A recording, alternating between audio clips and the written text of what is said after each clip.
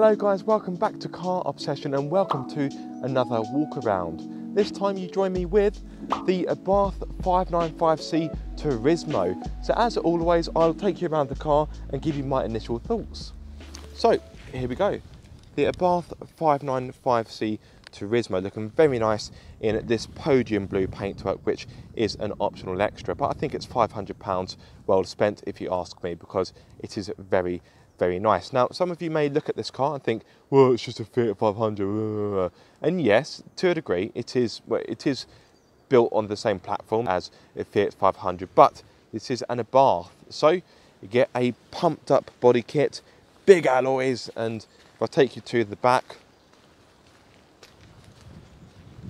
you will be able to see you get a fruity double exhaust pipe.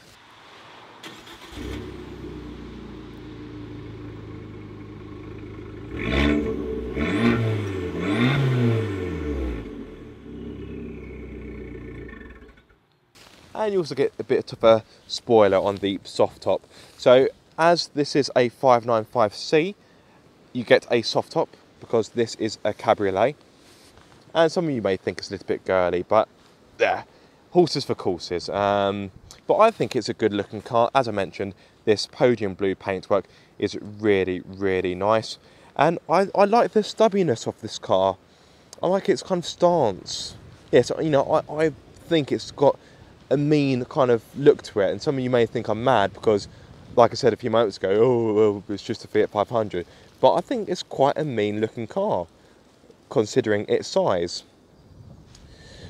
Yeah, I think it's a good looking car, but obviously looks will always be subjective. Now, eagle-eyed viewers, you'd have to be very eagle-eyed, but you may have noticed there are two cracks in the windscreen. I've got one there and also one here. So that is actually a bit of a long story, but short version, I drove this from London to Scotland and back, and whilst driving in Scotland, a rubbish lorry went past me at a high speed. As it went past me, it kicked up a load of stones from the road, and that happened. Yeah, it cracked the windscreen. That crack, I don't know when that actually happened or how it happened, because I discovered that crack in Scotland after the rubbish truck went past me. But that one I discovered in Yorkshire, so I'm not too sure when or how that happened. But anyway, back onto the car. Let me take you inside. Now, the Turismo is based a bit more for comfort. So as standard, you get leather seats, which are very nice indeed. They are quite comfortable. I do have a few complaints though. Firstly, because of the way how it kind of contours out towards the top, you may find your shoulders and your head aren't supported, and the top of the seat is quite narrow as well. So if you are a broad person, you may find you don't get the support you need. Also, the seats are set a little bit too high for my liking. So I've got my seat cushion set to its lowest, but even then I still feel like I'm sat a little bit too high up in the car. But anyway, let me take a seat. So as standard, you get a steering wheel wrapped in leather, and you get a flat bottom to give you that extra bit of sportiness. And it's quite handy for me because of my height. I'm 6'2". The steering wheel, yes, it hasn't got a lot of adjustments, so I'm glad it's got a flat bottom because it gives me a little bit more space. You also get this chrome effect centre stripe, which I do quite like. And I'll tell you what I also like. If I fire up the ignition, you'll see, look at that, look, it's a little Abarth. I really like that. Some of you may think it's gimmicky, but yes, I'm quite a fan of that, and so is my wife.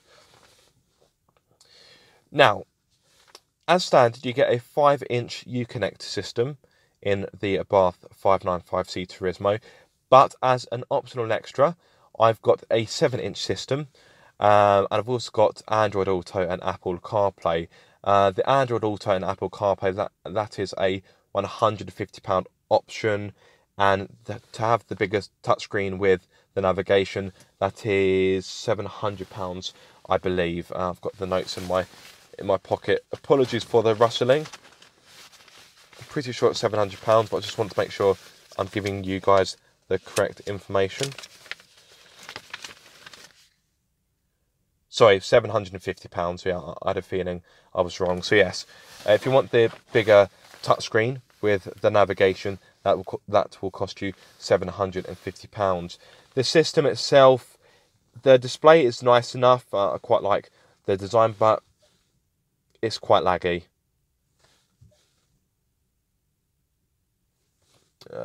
Take you to the navigation. That was quite quick, to be fair.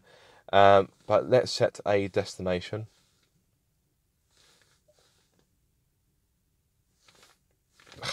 You know what, I'm not going to continue, but you get the idea. It is quite a laggy system, and when I was using Android Auto, it did crash a few times on me, which wasn't very convenient. So the touchscreen it looks nice enough, but it could definitely be slicker, because yes, it's not the greatest system I have ever used. Let's talk about other features you get as standard. So you get rear parking sensors. So if I just pop it into reverse, you can see that you've got the sensors there. We've also got climate control, which works well enough, although the buttons, they are quite dated. You get this 7-inch digital display, which I quite like. It changes when you take it out of sport mode, so I've got it in sport mode at the moment, and actually you can actually change the displays. Wait for it, come on. You look at that, you get a G meter, yeah. So you can get an idea of how much G you're pulling in the corners, which is very important. There we are. But if you take it out of sport mode, the display changes. There we are. And again, you can change the displays. But I like having the car in sport mode, because why not? It is an Abarth after all. So back into sport mode it goes. You've got the sport button just there. And you've also got a turbo bar. Yes. Look at that. Oh, yes. Who doesn't like a turbo bar? There we are. And as you can see, it tells you when you're in sport, and when you take it out of sport, the sports light disappears. There we are. Right, let me talk you through space and practicality. There's not a lot of space in here, as you would imagine. Quite disappointingly, the steering wheel only adjusts for, oh, a bit stiff, for rake and not reach. So for me, getting a good driving position is not very easy. I'm 6'2", so I am, of course, a tall guy. But let me try and bring you guys back just to give you an idea of my driving position. I'll tell you what, let me take my camera off my little mount. Really bring you guys back. So it's not ideal, and because the steering wheel can't come any closer to me, I have to drive kind of with my legs open. And it does put a bit of a strain on my groin, if I'm going to be honest. Yes, I sort of have to drive it like that, which isn't ideal. I'd much rather drive it like that, but I can't, because the steering wheel gets in my way. So yeah, not ideal. The door bins aren't very big. You can fit a few things in there, but not much. And what I find annoying, because of the way of the seat design, it's difficult to get things that slide backwards here. So for example, I've got my sunglasses in here, and when I accelerate, obviously the sunglasses slide backwards towards the end of the door bin, and I can't even get my hand down there. So let me open the door like so. So as you can see, the door bin goes all the way to here, but when the door is closed, because you've got this kind of plastic lump here, you can't get your hand in there, which is, yeah, annoying, to be honest, but never mind. You get two cup holders in the middle, get a little slot there where you can pop a small item, and the glove box is of a decent enough space. It's actually quite big, actually, considering the type of car it is. I was expecting it to be smaller.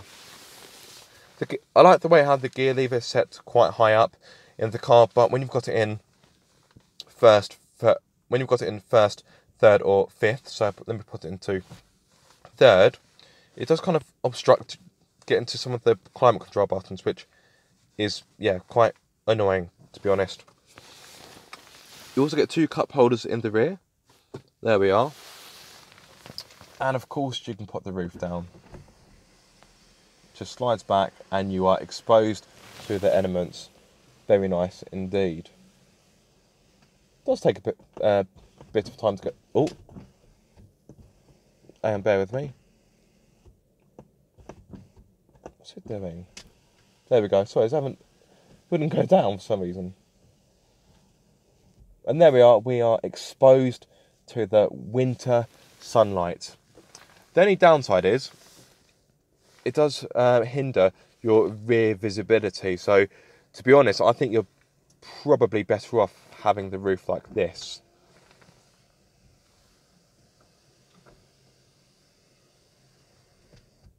So you still get a bit of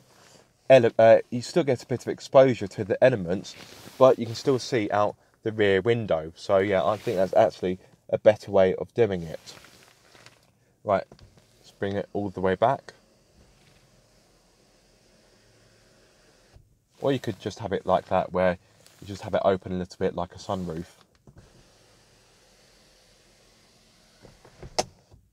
Right, now, as I'm sure you are aware, the rear space is very limited, but just for a laugh, I'm going to attempt to get into the back. So, wish me luck.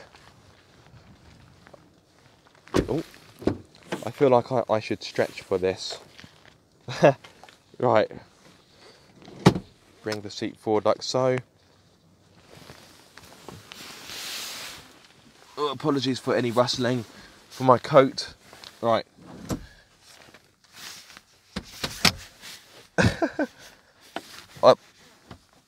Oh, there we go. I've managed to pull my seat back, and as you can see, I've got no leg room, but I suppose that's to be expected. So if there were a driver in the seat, my knees would be firmly in their back. So yeah, not big at all, but that's to be expected. If I turn you guys around, you will quickly see I've got no headroom either. There we are. But obviously if the roof were down, that wouldn't be too much of an issue. So yeah, the back is really best saved for children or small adults, although even small adults might struggle depending on the height of the person sat in front of them. So yeah, really, I imagine a lot of people will probably treat this car as a two-seater, unless, like I say, you have children. Look at that. You can see where my knees have left an indent in the back of the seats. Right. Oh, well, that was dignified. Now, as you would expect, the boot isn't much bigger. It's about the same size as one of the pockets in my jacket. Actually, I joke, the boot isn't too bad. So it's 185 litres, which isn't massive, but it's bigger than a Mazda MX-5, I suppose. As you can see, I've got all my crap in there, all my filming crap. Got my lunch there as well. So I will cut to an image of the boot empty, so you get an idea of how much space there is in there. But yes, believe me guys, it isn't very much, but I'm sure you expected that. Right, close the boot down like so. Now, in case you're wondering guys, when the roof is down, it doesn't affect boot space because the roof kind of it folds up and sits on top here.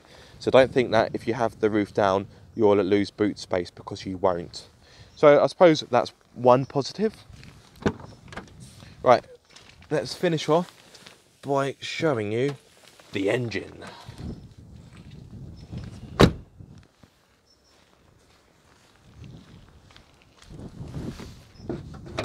Let me find the bonnet release.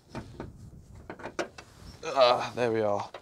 Right, so what you are looking at is a 1.4 litre 4-cylinder turbocharged petrol engine, which kicks out 165 horsepower with 230 newton meters of torque. This power is mated to the front wheels via a 5-speed manual gearbox, although you can have a 5-speed automatic if you prefer. But I think really guys, a car like this deserves to have a manual. Now, in regards to performance, this car will hit 62 miles per hour in 7.3 seconds and continue to a top speed of 135 miles per hour. In regards to CO2 and fuel economy, on a combined run, this engine will offer up to 37.2 mpg. Now, that figure is using the new WLTP method. In my experience, I've been getting around 40 mpg on a combined run, so not too bad for a car like this, although that was when I was driving conservatively. Obviously, when you put your foot down, that figure will fall. In regard to CO2, it emits 155 grams per kilometre, meaning for the first year of VED, you'll be required to pay £515. Now, talking of prices, I've just realised I haven't told you how much this car is. So, the 595C Turismo starts from £21,330, which is £2 more than its hatchback equivalent. But because I've got the optional paint, the optional smartphone connectivity and the larger touchscreen with navigation, the car you're looking at now is £22,730, which I'm sure you'll agree is quite a lot of money for the car. But when you drive it, you know, it is so much fun. It's got bags of character. So once you do drive it, you may not even care. Anyway, that pretty much wraps up everything I've got to say for the time being. I hope you have enjoyed this video. Oh, got a fly attacking me. I hope you have enjoyed this video. If so, give it a massive thumbs up. There will, of course, be a full review, so be sure to look out for that. But in the meantime, yes, if you have enjoyed it, please give it a thumbs up. If you are subscribed, don't forget to click that bell icon so you get notified every time I make a video. And if you aren't subscribed, guys, what are you waiting for? Be sure to subscribe for more car obsession.